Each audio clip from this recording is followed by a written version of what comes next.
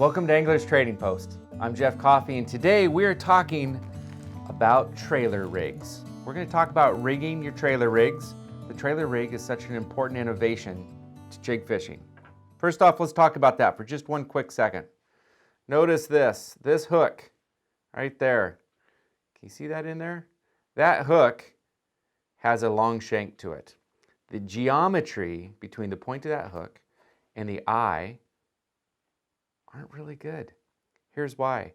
The more that fish fights, you're pulling up. Look at this. It's pulling that hook right out of the fish's mouth. And not only that, when we put weed guards, that fish has to bite down with a lot of intention to get that to flex down, pass through.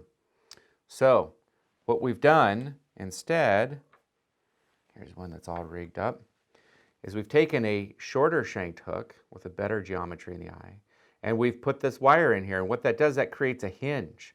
Now that hook can stay in, that fish can fight, the head can go all the way around, and you're gonna keep them. So let's talk about rigging them. You should have a pack that looks kind of like this. There's 3 heads in there. There's going to be also 3 trailer wires and 3 crimps right there. So you've got your trailer jig head. We're gonna grab our flush cut pliers. I just cut and turn.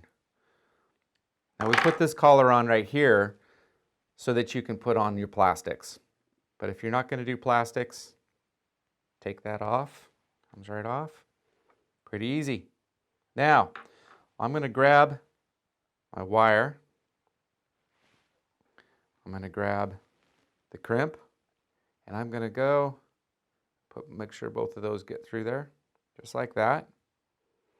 I kind of want to make sure that my wires aren't crisscrossed, that everything's nice and flat. And what I'm going to do is I'm going to set the distance of this so that it matches from the back of the hook to the eye. That's going to ensure that I can get that size of hook on there. Now, if you want bigger hooks, you're going to have to make that measurement based on the hooks that you intend to use. So if you're going to use a 4/0, 5/0, 6/0, you're going to have to go a little bit longer. This here's a 2/0 Gamakatsu hook I'm going to be putting on this today. Now you'll also notice that there's a slight bend up.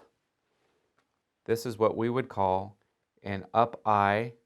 So when I rig this, if that bend is going up, my hook point is going to ride up. That's the best way to do it. It won't snag on the rocks as it passes through on the bottom.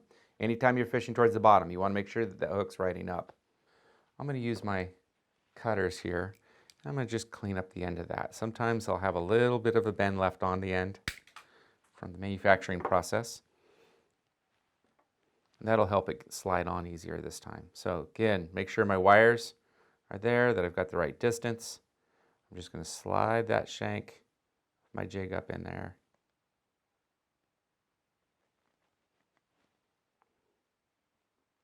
All I've got to do is pull a little bit on one side or the other.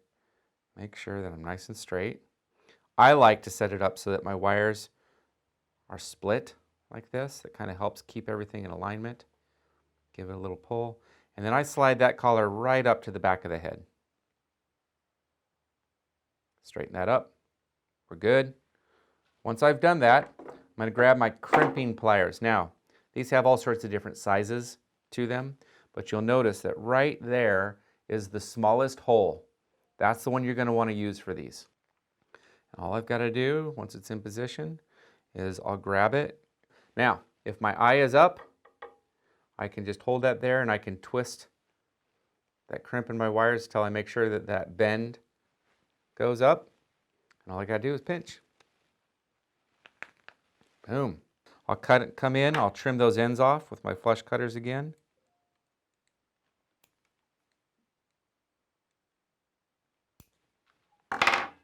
Go.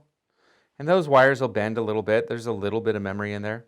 That'll line right up. Now we leave the back end of that shank on so that you can grab that in your vise. So I just like to put that wire down below, and now I'm ready to tie on that. There you go. Hope that was helpful. Thanks for watching. See you next time on Angler's Trading Post.